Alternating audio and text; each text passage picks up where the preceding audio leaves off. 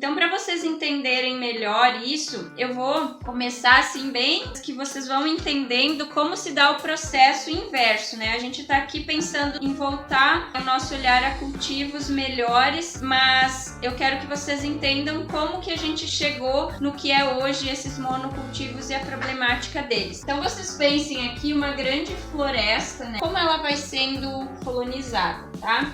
A gente abre primeiro, digamos, uma estrada e corta esse fragmento. E aí aqui vai se explorando, né? Em volta dessa estrada vai se explorando.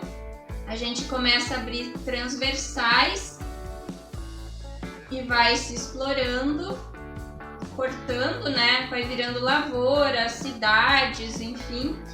E aí o que vai sobrando de fragmentos são aqui áreas menores, né? Vai sobrando áreas de floresta cada vez menores, tá?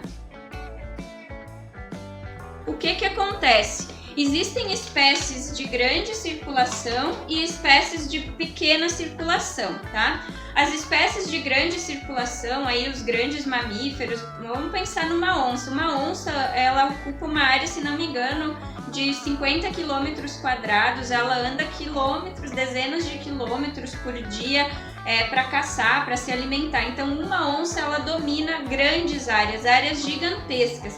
E por isso que hoje a gente só tem onça presente em poucos locais onde ainda tem essas grandes áreas que permitem ela circular.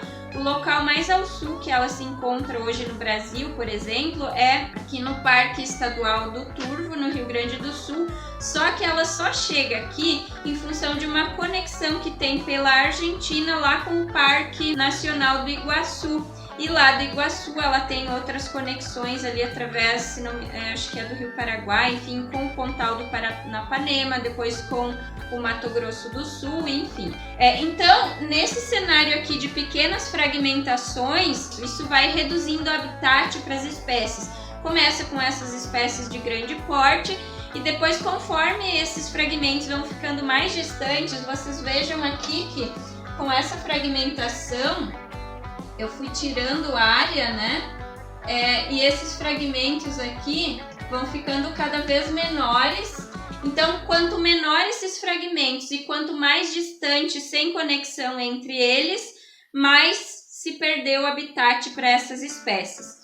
E aí, nesses espaços entre os fragmentos, o que está substituindo, então, o ambiente original, o ecossistema original hoje, são as grandes lavouras, os grandes monocultivos. Então, nesses espaços entre os fragmentos, o que a gente vai ter? As grandes lavouras de soja, de milho, de cana-de-açúcar, com apenas uma espécie, ocupando apenas um estrato, ou seja, tem toda ela a mesma altura, enquanto uma floresta você tem desde espécie rasteira, herbácea, arbustiva, arvoretas, árvores de porte médio, alto, altíssimo, que são as de dossel, as que ultrapassam a copa, né?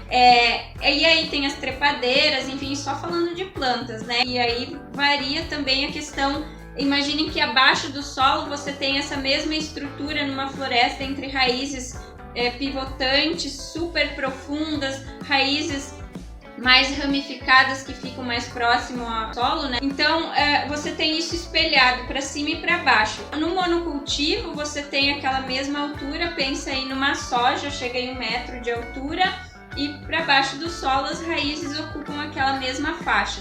Então ali no solo também foi perdendo vida de micro-organismos, de estruturação do solo quando você vai fazendo esse processo aqui de ocupação. Além dessa perda de habitat, graças à agricultura e a esses monocultivos, a gente tem associado ainda o uso massivo de agrotóxicos, então isso ocasiona a contaminação da água, além de contaminar as poucas espécies que conseguem sobreviver nesses espaços, né? Já que a maioria das espécies nativas foram sendo eliminadas, as poucas que sobram ainda vão sendo impactadas por esse uso, como as abelhas, por exemplo, os insetos polinizadores, enfim. Além disso, tem o uso de fertilizantes químicos, que também ocasionam contaminação da água e por nitritos, nitratos, que são substâncias cancerígenas.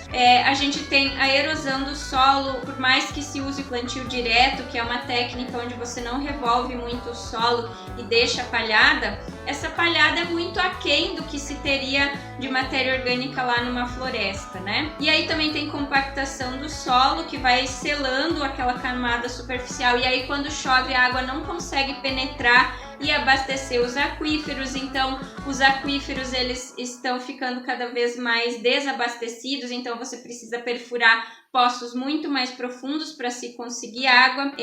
Se você for comparar uma floresta nativa com uma área de monocultivo de soja, por exemplo, a capacidade de penetração da água para abastecer esse aquífero, ela cai de 100 para 8%, mais ou menos. Só para vocês terem uma ideia. Porque essa camada superficial que sela com a agricultura, trator toda hora, enfim, máquina agrícola, onde tem agropecuária junto, tem o pisoteio do gado, isso vai, digamos, socando aquela camada superficial. E além disso, o impacto das gotas da chuva, que é mais direto, porque na floresta, imagine que a chuva cai e vai, né, de uma folha para outra, amortecendo aquela gota.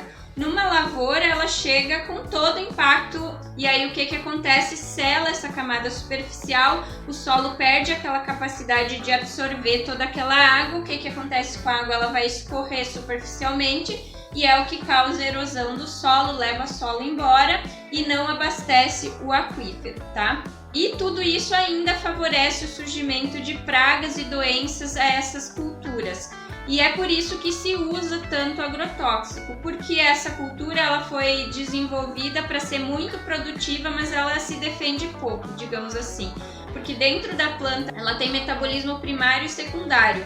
O metabolismo primário ela pensa em crescer e produzir, né? É produção. O metabolismo secundário são defesas, né? Mecanismos de defesa, tração. Então, essas plantas de cultivos agrícolas, de monoculturas, elas foram projetadas para ser altamente produtivas. Então, elas se defendem muito pouco, digamos assim, e por isso a alta carga de agrotóxicos que precisa, tá?